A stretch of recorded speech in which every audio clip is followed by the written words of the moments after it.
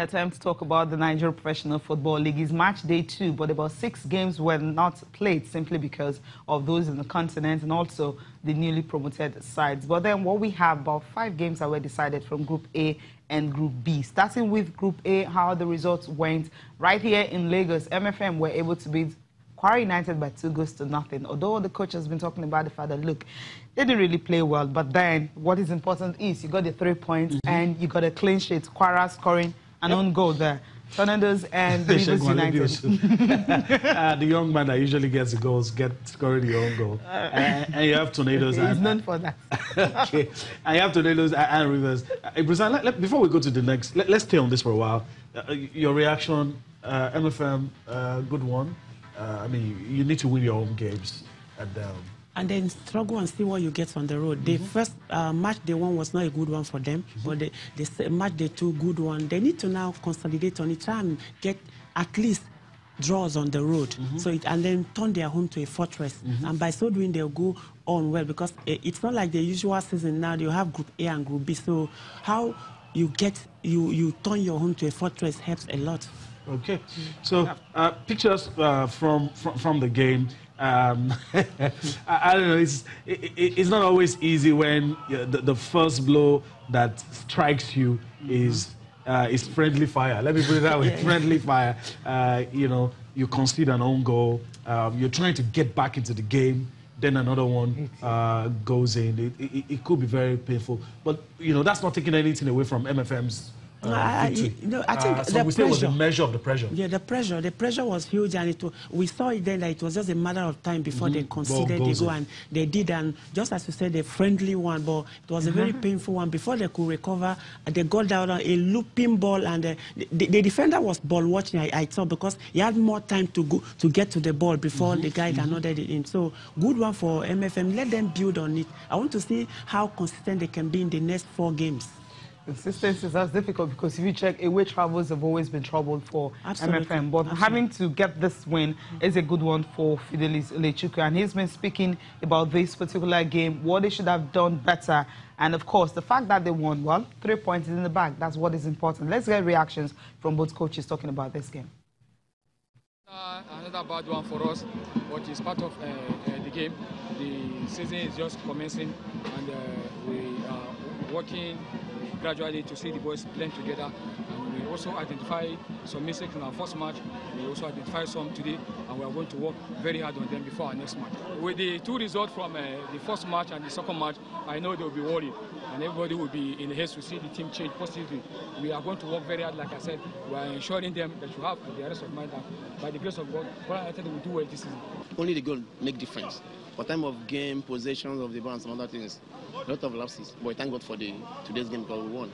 I think MFN still need the psychologists also as well to help this thing. You know, I've said it. It's not only me, because nobody will do it in MPFL. It's so difficult. Maybe I think it's going to help us, because now it's tough. I cannot say because we want to do and say that we are doing best. You know, we are not. I'm complaining, but I cannot continue. To me, so far, I've told them what I think we need. It's beyond me alone. We need some hands, especially we need psychologists to help the team as well. Absolutely needed, because the away form is not so good. I mean, after losing away from home and coming down here to win, they struggled to win because Kwara United had more of the ball than they did. But the most important thing is 3 points is in the bag, and if they can continue, talk about consistency for them, they can be consistent in this one. Just to survive, I love the fact that he hasn't really set the targets for himself.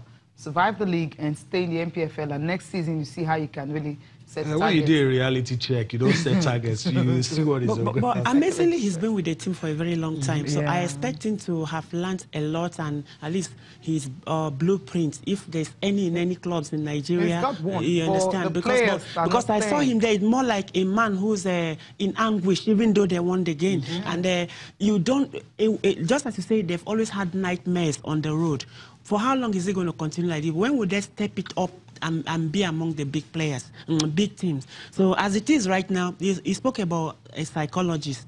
most of our teams don't have it. It's the coach that doubles, most coaches double as the psychologist and whatever. You can't do everything, almost everything. You see the European clubs, everybody, backroom staff, they are always busy doing a whole lot of things. So until true professionalism comes in our football, domestic football, we still have this, you win at home, you lose away, and then you try to, patching, because if you check, this season is going to be very tough. I mean, they're going to be playing almost 3 games in 1 week. I mean, you play on Sunday, you play Wednesday, you play on Sunday. Because we're running against time. Because we're running against time, precisely. And if you check, MFM, their players are not even staying with them. So they bring out money, buy top players.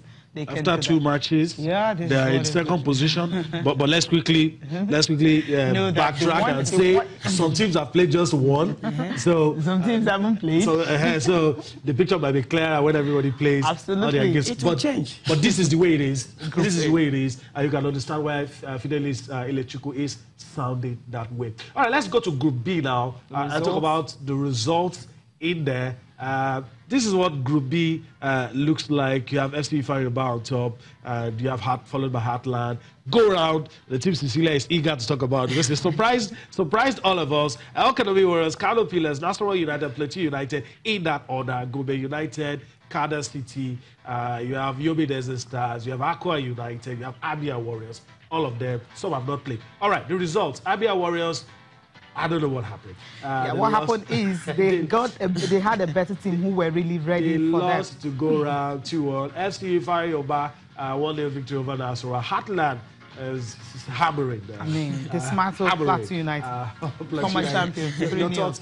I think it's a good one for go round. Their coach amazingly has never coached a tough flight. He's been assistant coach here and there. Now he's nicked a good one, and it's a good one. Inuma here there, and let's see how they build on it. It's a team from Rivers State. Money is not an issue. We must talk about it because a lot of funding there. But just as we said, just as in the other group is going to be here. When push comes to shove, these smaller sites we're really going to know where we'll see where they belong. And also, Kano Pillars didn't play because El Kanemi too, they had a lengthy trip, a very long trip. You can imagine how it is with Nigerian club sites. But if with other places, it will be easier for them to move around. So as it is right now, you might be top today. After 2 matches or the next match, you go down. Yeah. So it's can't afford to blink. You can't afford to blink. All right. So, like Ibrozano just told us, El Kanemi Warriors and Pillars game is expected to be played today. So we'll see what happens in that one. El Kanemi Warriors